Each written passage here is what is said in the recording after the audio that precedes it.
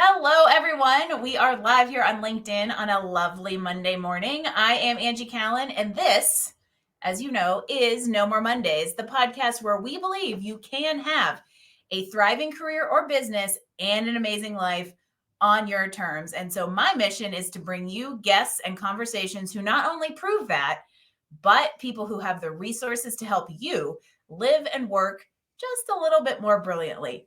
For all of you listening to this as a podcast on an RSS feed, I want to remind you that we do go live every Monday morning at 10 Mountain, noon Eastern. So if you want this as the fresh off the press conversation that it is, head on over to LinkedIn on Monday mornings before we upload to the feeds that afternoon.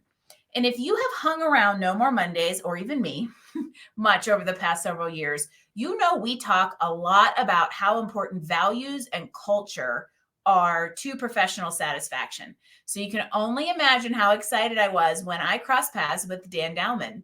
We stumbled upon each other here on LinkedIn and found out we have a lot of shared perspectives and passions around corporate culture.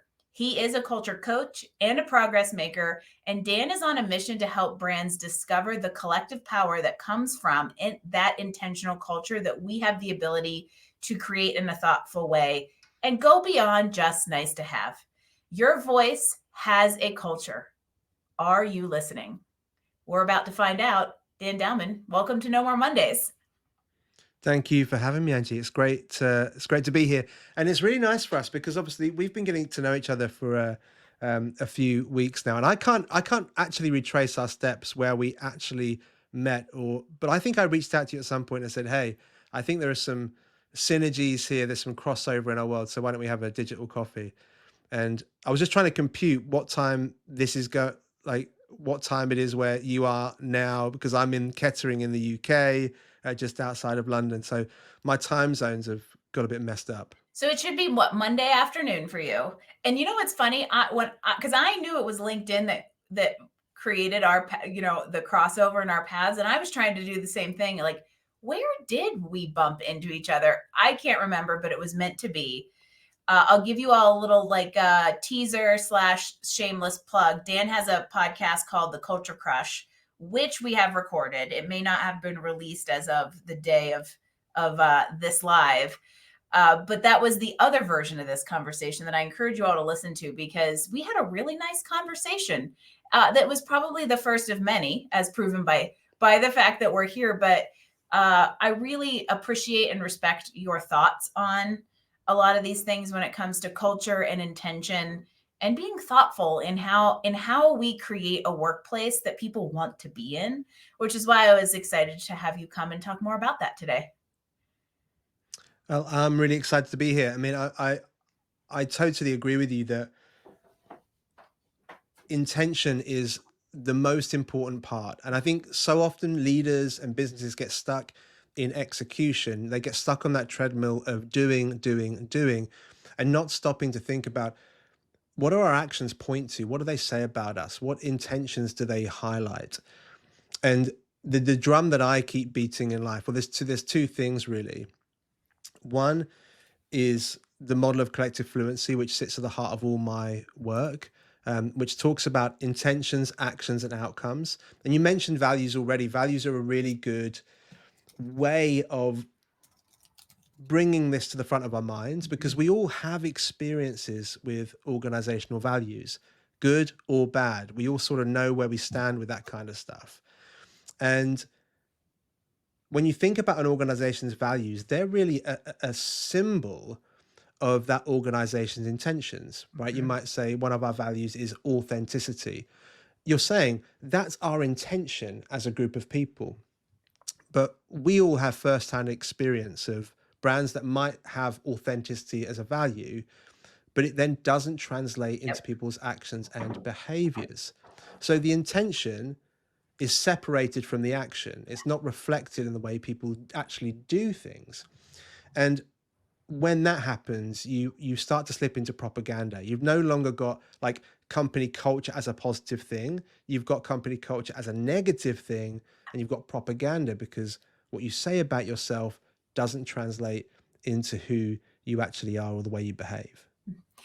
it's a little bit like values for value's sake, and that's not what we want, because we know how many companies can go and slap their 16 values all over their website. Not picking on anybody here. You probably have a box from them on your front porch right now, but we can put those values anywhere we want and say they're what's important to us. But if you don't actually ingrain them into the real culture of how people work, it's all just for naught, and it's all kind of a little bit of smoke and mirrors. Which I love your idea of the intentions, actions, and outcomes, because that's where it all comes together. Intention without action isn't going to generate anything. And action without intention, now you start to curate something that may not be as thoughtful or as aligned as you may want it to be. And one of the kind of loaded questions I wanted to ask you, Dan, and you kind of hinted at it without knowing it, is I'm curious how you came to develop this perspective. And the thing you hinted at is that a lot of times we're very good at remembering our bad experiences with culture, likely because there aren't as many that are positive or have been designed, which is what got me thinking about, like, how did your perspective and thoughts on all of this manifest? What is your experience with good and bad culture?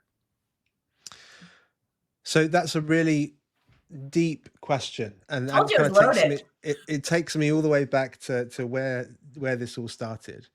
Um, I started my career in the world of youth work and community building. So I was a youth worker in a bunch of different cities in the UK, ended up in London, and ended up with quite a large program of activities for young people and families. And it sort of meant that I had to be good at a few different things. I had to be good at marketing, branding, storytelling, convincing kids and their parents to do things that they might not think was cool, or they might not want to, come to my youth group on a Friday night, and try and convince people to get involved in ways that they perhaps weren't used to, being involved in community that in a way that they perhaps hadn't been before. And so I got good at, like I say, branding, marketing, storytelling, selling. And as those programs grew, we ended up with hundreds of kids in our programs each week, like 50 volunteers and 15 full-time staff members. It was a big piece of work. It was very, very, ended up being quite complex. But I realized, so that was kind of my first experiences of building culture, although I didn't really kind of view it through that lens at the time. Now, you can't be a youth worker forever. I mean, you can try, but You would it like sort to of gets, eat. You can't be a youth worker forever. it kind of gets sadder and sadder the older Yeah. you get. So I eventually took my opportunity to join the private sector. Um, and my job in that world was to build high performing teams. So a friend of mine started a business. It was all about developing high performing teams and building collaborative cultures. Mm. Now he kind of seen what I'd been doing and thought, you'd make a great consultant. And I'm also launching this business, and I think you can tell our story really well. And we did. We got into global brands like HSBC Bank, like huge chocolate conglomerates, airlines, the BBC. We did loads of really interesting work in lots of interesting places, and that was a great experience for me in how to build like collaborative cultures and working on quite complex systems in big organizations. Mm. Now, I then kind of took a meandering route through the world of branding and marketing, and ended up as a strategy director for an AI company, which got acquired, and then there was a massive like restructure, and I was in the wrong place at the wrong time, Mm. and so it goes. Um, but actually, that was one of several redundancies I've experienced in my career, and so I've seen what it looks like to build exceptional cultures that are really rich with collaboration and innovation. Mm. I've built communities, so I have like real first-hand experience of what that looks like to be a leader in that role. But I've also seen like the dark side of cultures where, you know, businesses will say things like, we're all a family here, right? Yeah, you're a family until you get bought, and then there's a restructure, and then you fire everybody. Like, that's not how family works, but that's the kind of narrative that you've been selling to me for years. Mm-hmm. Or other leaders might say, we're all adults here. And you hear these kind of catchphrases that come out of people's mouths, and what they really mean when they say we're all adults here is, if you dissent or disagree with me, you're being childish. You don't want to be childish, do you? And so you naturally, as the person who's being told that, you sort of back away from it. Again, that's not symbolic of a healthy culture. It's not healthy to sort of say, let's all behave like adults, like, and as if you're the one setting the tone for that.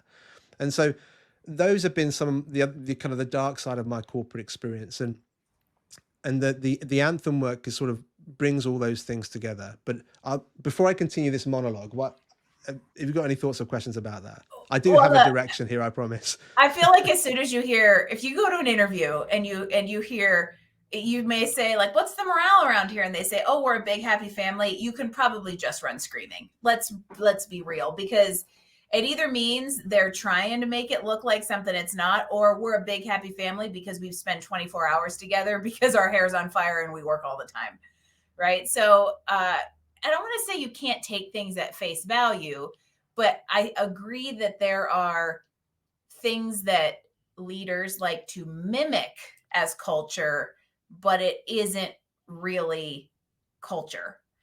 Uh, and if they think it is, it's not really baked into the depths of how kind of everything works. So uh, I'll kind of share my return anecdote on that. Is I find that a lot of times our perspectives on these things are born from like earlier career experiences.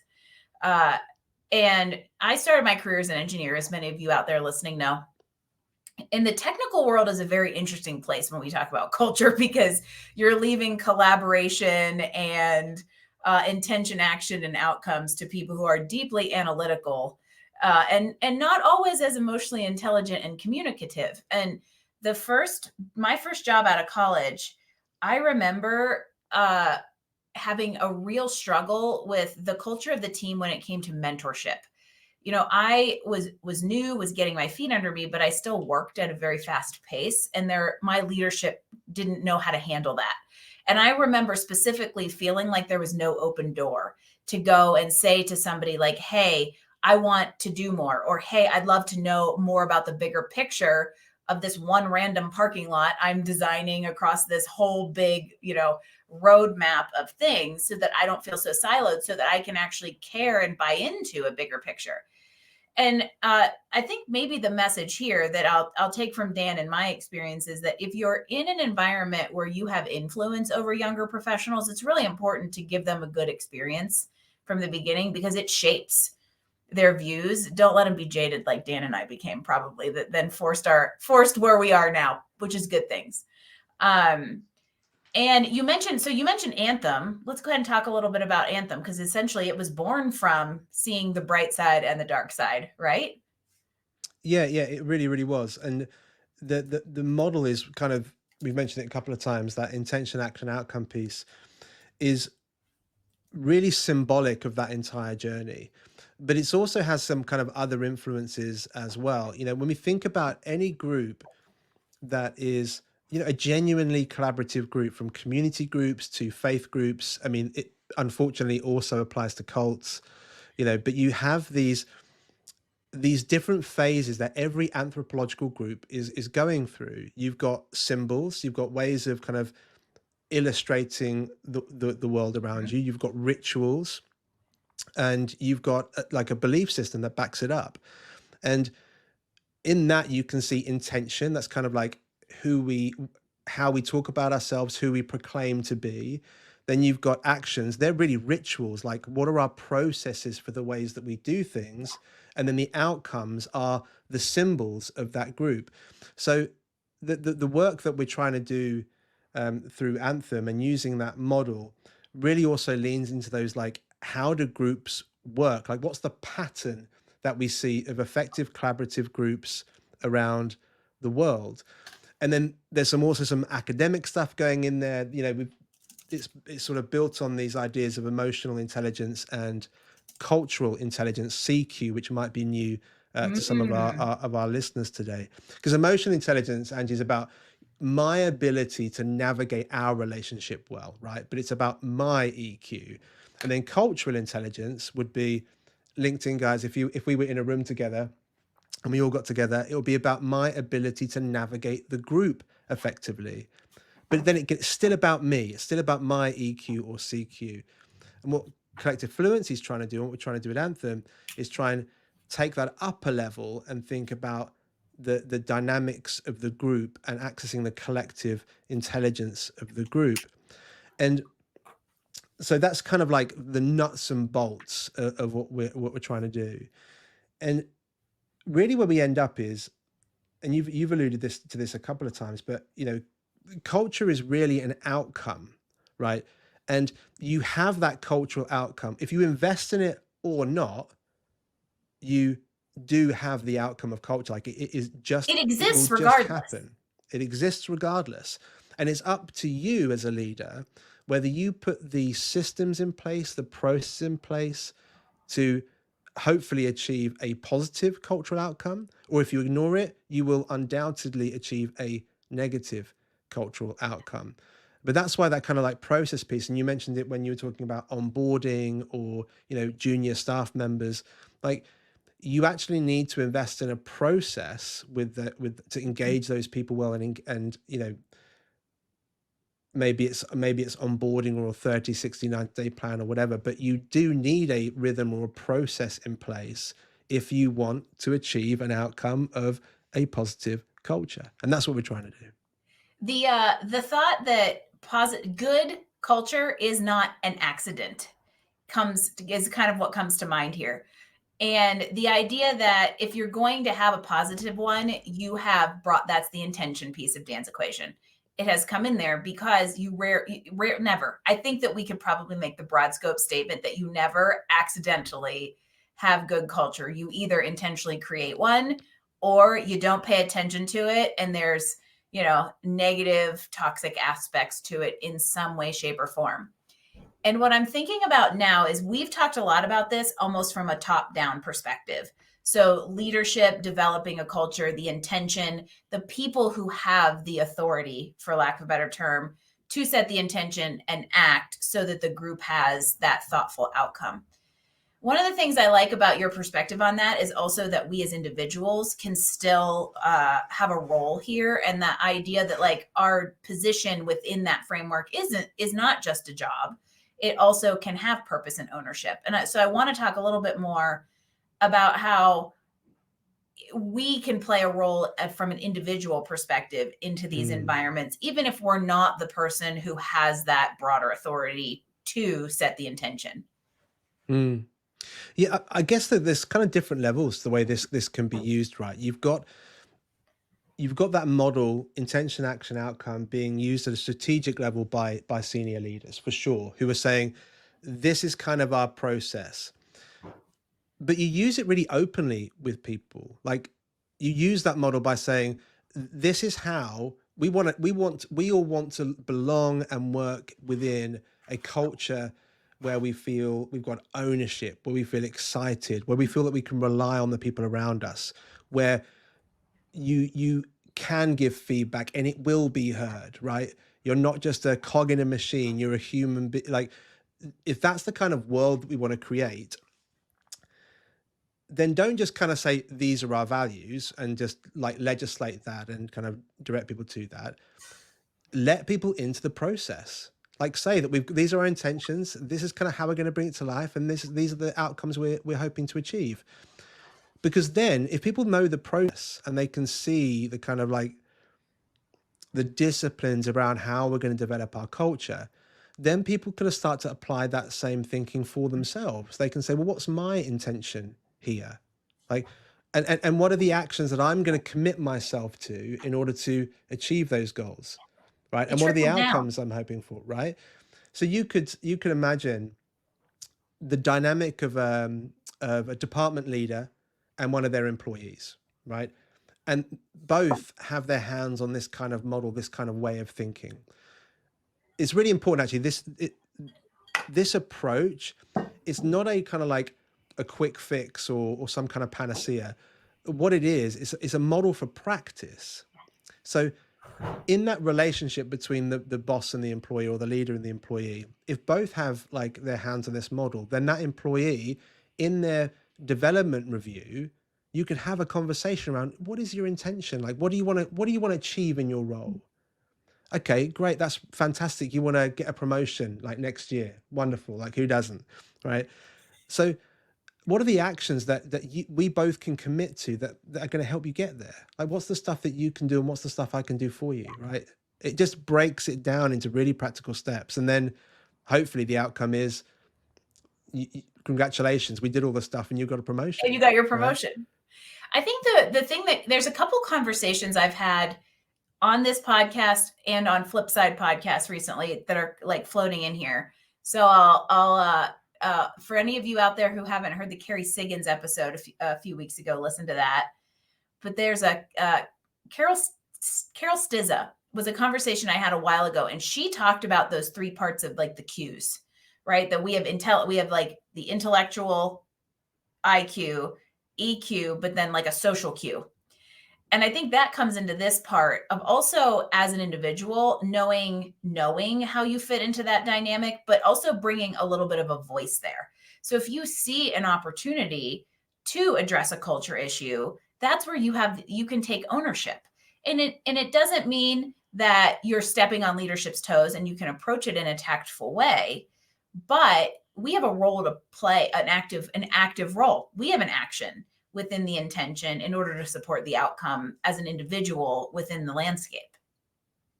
Yeah. Yeah. Yeah. You do. I guess it's kind of, if I'm following you correctly, I think one of the challenges obviously around psychological safety, like people being in an environment where they feel empowered to to make those kind of interventions, because obviously lots of people work in a place where they either don't feel like they'll be heard, or there isn't permission to do that. And so they certainly need their leaders to be applying these kind of models for practice to create the environment where those relationships can happen. And for any kind of middle leaders who are listening in, I think that this is a particular challenge for you, because you're the sort of interface between the higher ups and everybody else. And regardless of what the kind of wider environs of where you work are, you actually can take a bit of control though Mm-hmm. about your team's intentions, your actions. I mean, you can set a new agenda for the teams around you by adopting a slightly different way of working. But that can be difficult to find the balance depending on the environment that you're in, for sure. And I think middle management has way more challenges, but way more power than a lot of times we think, because you have the opportunity to take the feedback and empower the teams below to have that ownership, even if the upper level structures don't want to hear it, for lack of a better Mm, term, and turn it around and influence up. It's tricky, but I'm glad that you brought up that. I think that tier of quote unquote the ladder is a key to a lot of this culture building, because you have the opportunity to be the voice of things. And in a way, this is maybe our first little piece of advice, because I like practical things just as much as you do. And I like talking about like the theory and the experience and the perspective that we have on this, and preaching at people that say, hey, go create an intentional culture, take action, generate outcomes. Let's tell them how we can start doing this. mm. I'm a big fan of 3 pieces of advice, but you get to have as many as you want. What can people do? Right. It doesn't even matter like what level we're at, but what can we do to begin kind of embracing that equation of intention and actions and outcomes, and Mm. thinking through creating a culture instead of accidentally letting it happen? What are our actions? Yeah, I think I would encourage people to take this culture's abstract, right? Like it's kind of hard to get your head around how this all works. So focus on the thing that's in front of you. You're going to have meetings coming up. You're going to have one-to-ones in your diary. You're going to have marketing reviews, or like branding audits or whatever, right? You're going to have feedback meetings, all that kind of stuff. Like, look through your diary a week ahead and just think, rather than trying to do a whole big culture piece, maybe just focus on the little bit of culture that you can influence that's around you, and look at those meetings and think, if I were to have these conversations, when I think about the agenda for this meeting, if I could break that agenda down into, okay, what are the intentions of this meeting? And then how are we going to have that conversation? What's the action? And then what are the outcomes? What are what do I need people to walk away with when we finish this meeting? Right? Just use this model, this model for practice in your next meeting, and see how that changes the conversation, the dynamic. And don't just do it as a leader, or as someone who's chairing a meeting. Let people know that you're going to be applying that way of thinking to this next conversation, so Hmm. they can be brought into that process, and just experiment with it like that for a bit. Like, so in terms of getting really practical, you know, LinkedIn viewer, I don't know what your next meeting is. So, right. So I can't get too practical, but I would just encourage you to take the agenda you've got and think through, okay, how do I apply this lens of intention, action, outcome to just this meeting? Don't worry about the rest. See how that goes. See how Even that start changes the small. conversation. Yeah. Start small. Because I think that something we should probably bring together here is we've talked so much about culture from the top down, but it isn't, even if you know what you want it to look like, you said it takes time to build it, and small actions tend to add up to the whole, versus the, I don't know, the whole cold turkey going to change it all at once and trying to get people to adopt it, versus like the slow rollout. So I love the idea of just start with one thing you can do to change the tone of your next meeting, whether it's Mm. whether it is asking for more feedback than you usually do, activating the person in the corner who's an introvert and usually doesn't chime in, engage them at the end and ask them for the probably amazing thought that's sitting on their head because they they listened to everything, right? So I love tip number one is what I will probably summarize as: start small, focus on the next thing in front of you and one small thing you can do to make it better. Mm. All right, what's number two? All right, so you mentioned that like some of the best built brands in the world have these cultures. How do they use them from an external branding and marketing perspective? Well, because they have such a clear sense of identity, it makes telling stories really easy. I know that Patagonia, as an example, they've been recently making layoffs, right? But they are, world famous for being this incredible broadcaster for the sustainability agenda, right? And and all they're doing is they're living out through their marketing, their brand stories, what's true for them as an organization. When you think about a company like Nike, or Nike, as we like to call it here in the UK incorrectly, Really? um, That's funny. when we think about a brand like Nike, you know, when a female athlete does something incredible, they will put up a billboard, digital billboard in New York, Times Square, overnight, right? And the reason why they're able to move at the speed of culture is because they've got a team behind closed doors who are writing every story. They're playing with every different strap line. They've already invested in that person's story. Now, I'm not saying that Nike are a perfect brand by no stretch. I'm sure there are lots of things we could point at, supply chains, whatever. But there are certain things that they can tell those kind of stories in record time because they're already so deeply invested with that athlete's journey, and they're giving people the creative freedom behind closed doors. So what we see and go, oh, that's so easy.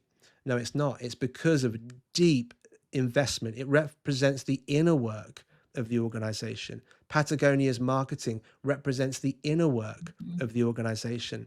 Apple, again, I'm sure there are lots of issues we could also point to, but they're synonymous with experiences, not with products, Yeah. because of the inner work of the organization, because of the way that they innovate.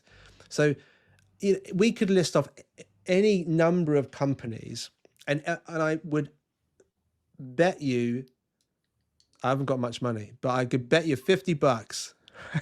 I bet you $50 that every company that we name that we admire, if we were to take a look under the hood and look at their culture inside, you would see how they show up in the real world reflected in who they are behind closed doors.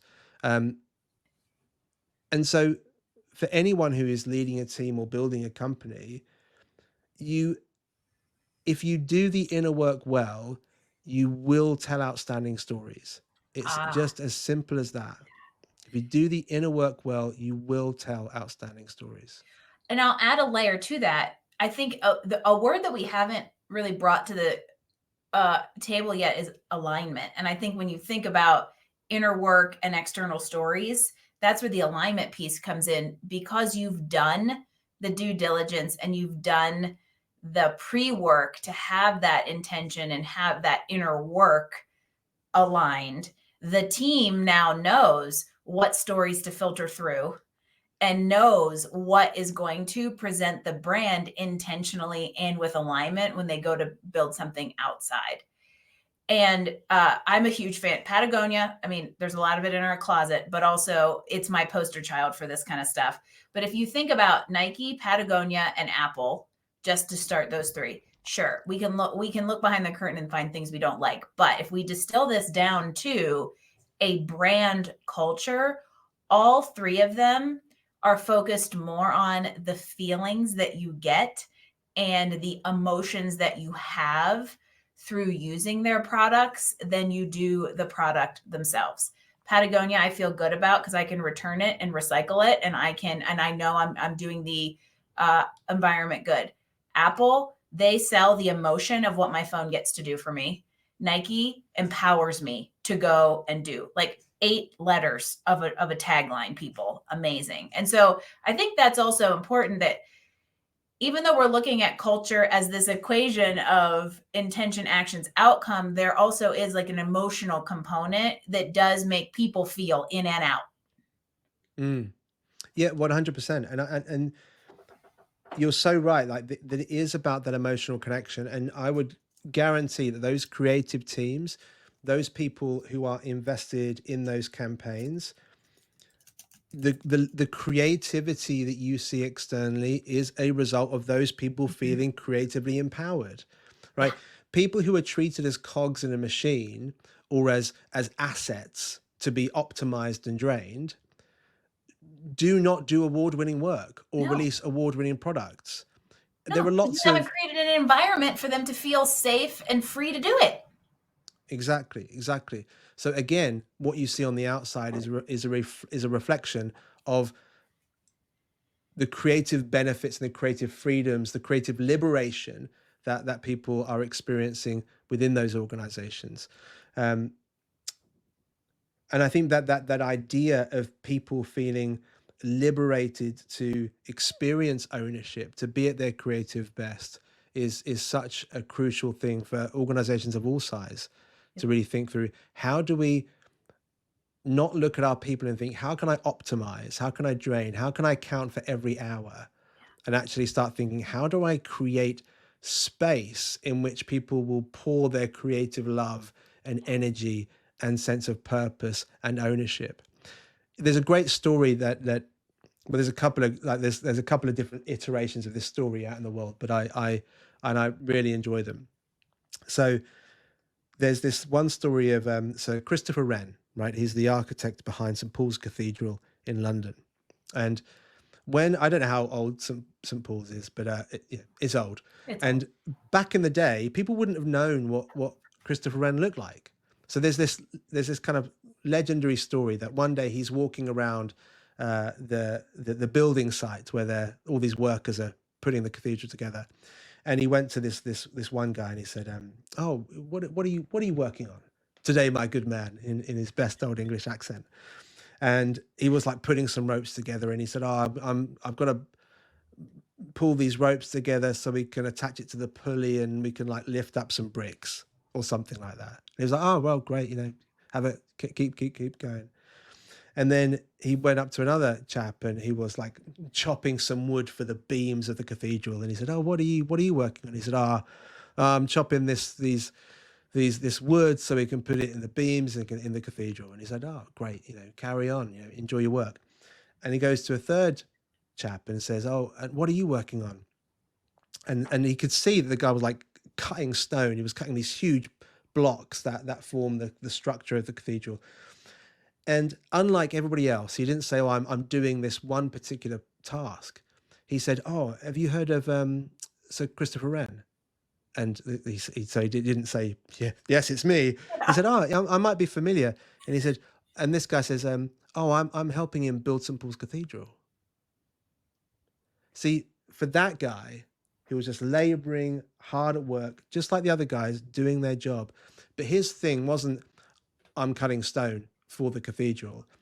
In his heart, he believed, "I'm helping this Sir Christopher Wren build St. Paul's Cathedral." His vision wasn't on the task in front of him. His vision was out here, thinking about the ultimate goal. And anyone who is interested in building an outstanding culture, it's how do you help people connect meaningfully, Yep. emotionally with that sense of broader mission? Because when they make that connection, they will really go to work for you. And it isn't, I got a little like, I have never heard that story. And whether it's a wives' tale or not, it's very apt. Well, there's a more modern example with engineers actually, and feel free, by the way, anyone who's just heard that story for the first time, I nicked it from someone else. Feel Yeah. free to recycle it and sound good in your own podcasts and do it that way.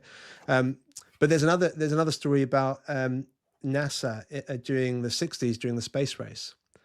Russia, and this is why I'm talking to you engineers out there, Russia were getting to all the firsts first, right? Yep. They'd achieved a lot of milestones before NASA. And the heads of departments in NASA were thinking, like, how do we get the upper hand in this race? Like, how are we gonna, try and actually win something here? And they really went to work with every department, with every employee, trying to help people connect with the vision that we're going to put man on the moon. So it's no longer like I'm building this part of this rocket or I'm like doing this piece of programming. Everybody was I'm going to say indoctrinated, but that's not really the kind of the right positive word we're looking for, but you get what I mean. Invested. But yeah, everybody started to feel more connected and invested with the idea of we as a group are Yep. putting man on the moon. And as soon as that really landed in the culture of NASA, they Clicked. did it. They got there first. It's really amazing. And there's the Christopher Wren example, I think, is so perfect because of how task is exactly the right word. You said it. How task oriented each of the things were, yet one of them still saw that task as a component of something bigger. And I think the message there is there isn't anything too menial or too small to feel like you're contributing to the bigger if you have empowered that person to feel like they're doing their best work based on their strengths to the greater mission. And both of those stories, mission, no pun intended, I guess. Both of those stories, I think, tie back to the kind of three actions or pieces of advice you gave us. One, focus on the thing in front of you. Even if it's splitting wood, it can still have an impact up and an impact on the culture. And if you have the influence or you have the ability, create that clear sense of identity that then connects inside to out.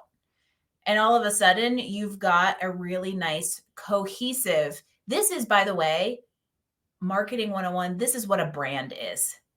This is what a brand is: personal brand, professional brand, business brand. This is actually what a brand is, not a logo, 3 colors, and a slogan. This is really culture. To me, is a brand. Brand is culture. I think that they're intertwined, which is why I love what you're doing at Anthem to bring those pieces together. And this is why brands are successful, is because they've gone through the work to actually have a brand, not just create branding. That's right. And I think it's so crucial, right? For new business owners or people who are leading kind of smaller organizations. It's never too early to start. It's kind of easy when you've got like a team of 5 people to safeguard culture. It is because, you're kind of, you're making your way through it as friends, not just colleagues, Mhm. right? Like it kind of can be easy, but the culture is going to be set by like one person, like maybe one Yeah. founder, and it's kind of easy to kind of follow their lead. But as soon as you grow or like things start to get difficult, like that's when those you get start to see these tectonic shifts in culture, or like maybe you add another person to the team who maybe you go from like 5 employees and you've been 5 employees for a few years, and then you add one person. All of a sudden, you've got a clique of 5 people and one other person who Uh-huh. doesn't have all those stories that you guys all share. So even with 6 people, you need to start thinking through like, actually, how do we? Nice. That's a Taco's here for the conversation, everybody. Hi. good to see you, Taco. We're talking about culture. Do you have We're a talking point of about view? culture. What's your culture, Cat? His culture is killing snakes. Fortunately, we don't Thanks for have the many of cameo those life. either. But yeah, so I was just talking about the fact that like even when you add one person after a period of time, like there is a tectonic shift there, and it makes a huge impact on the team. And so as a leader, you've got to be thinking around like, even though I've got a small team, how do I set us up well for success? How do I codify the things that really matter to me? Or like what happens if I became unwell and had to step out of the business for a year? Like then what happens? Like you really do have to think about, how do I build in some resilience and a real shared sense of mission and ownership that can exist whether I'm in work that day or not, right? Bingo. That's exactly what I was thinking. It's a you got to make sure you have a foundation before you put a house on it, and for sure before you put 100 people in the house. And that foundation needs to exist regardless of who built it. Is probably a good way to put it. And also build this with the thought of growth in mind, so that when the time comes to all of a sudden bring a 6th person in, you're not going, oh man, how are we gonna indoctrinate this guy to bring that word around? Um, and I really hope that this is giving all of you kind of food for thought out there of mostly why this is so critical, but also the impact, even if we just go straight to a bottom line, the impact this can actually have on a business bottom line because of how tight, cohesive, and powerful your brand is and what the teams inside can do, for it externally. So I don't usually do this, Dan, but I'm taking a note out of your book. I'm putting you on the spot and asking you the question you asked me on your podcast. Who's your culture crush? As we talk about all of this stuff on who does this well, who's your culture crush? Well, I mean, I think there's a few I've already mentioned, like Patagonia. I mean, unlike you, my closet isn't full of Patagonia gear, but I can't get away from just how incredibly how who they are just bleeds into everything that they do. I think again, I mentioned Nike and Apple for different reasons. Like me being a fan of those companies is not an endorsement of their whole culture, but there are certain things that I can point to and say that is symbolic of the inner work of these organizations. Mhm. Um, and I think as well, I mean, I had Ashley Foss, who's senior marketer at Atlassian, on my show some months back, and she was talking to me about their values and how, I mean, they don't use the model of collective fluency in the same way, but when I look at their values, they have a really clear sense of grounded, actionable values, those intentions, which can be executed in people's behaviors. And then there are associated outcomes that go with that. So I think Atlassian as well. And what's interesting about them as a company is they're seeing phenomenal growth year on year. Yep.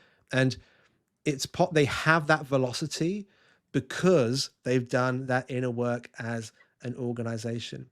And one thing I just sort of a side note, not really a culture crush, but I just interviewed a chap called Danny Wareham here in the UK just the other day, and he's really he's doing lots of research around what happens when you remove a leader from a team, and whether Mm. a team can function independently without a leader in place. And it basically comes down to these two ideas. If the intentions are really, really clear and the rules of engagement are clear, that team should be equipped to operate autonomously without a clear leader all the time in play. And the example that he gave was of the Navy SEALs, where when you're kind of like planning an incursion, you do have like a hierarchical leadership structure, right? Because you've got to sort of have it at that phase. But when the incursion begins and they go on a mission together, the person is in charge who is the at each stage of that mission, the person who's in charge is the person who is best equipped for that role. They know what they're going to do, and they know what the rules of engagement are, and so they take turns to lead. Whichever role is most important at that particular point, that person is therefore the leader at that moment. They still have a commander, but the kind of leadership role kind of changes hands depending on what's required at that particular point. At the end of the mission, obviously, then they return to a more structured approach because you have your debrief and all that kind of thing. But I thought that was a really interesting thing, that when your teams are set up in the right way, it changes your relationship with how you can do leadership. You don't necessarily need to have that figurehead all the time. You can be a bit more adaptive. Now we're going to start talking about leadership, and it's a whole other episode. See, we just That's did true. it. I was on Dan's podcast, and we were like, well, crap, there's 4 more episodes in here. And well, now we're going to have an episode on how to lead and create that kind of ecosystem. On that note, I'm going to say, Dan Dowman, culture coach and progress maker, thank you for, I think, encouraging all of us to do the work inside, individually and on a team, that's going to reflect externally for a greater purpose. That's it. Listen to what your culture's telling you. That's it. And if I would encourage anybody to do anything, is, as we said before, look through your diary and just think, okay, I've got this meeting coming up, this thing I've got to do.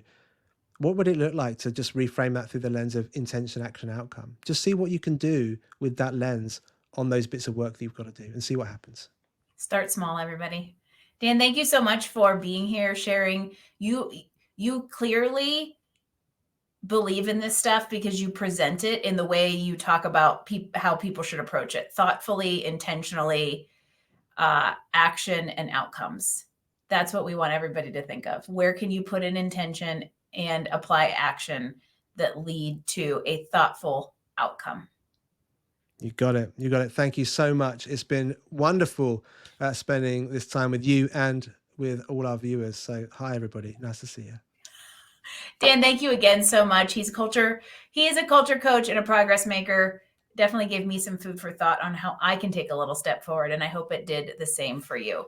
So thank you again. Be sure to follow him here on LinkedIn if you're watching live. If you are on the podcast feeds, you can check out show notes at nomoremondays.info and find Dan here on LinkedIn. And again, don't forget, we do come live every Monday morning. So if you want to hear this fresh off the presses, join us at 10 Mountain, noon Eastern on Monday, or hit us up wherever you like to get your podcasts. There are countless ways to consume the No More Mondays Stoke. Dan, thank you again for joining me. Everybody out there, thanks for listening in today. I will see you next week for another episode of the No More Mondays podcast.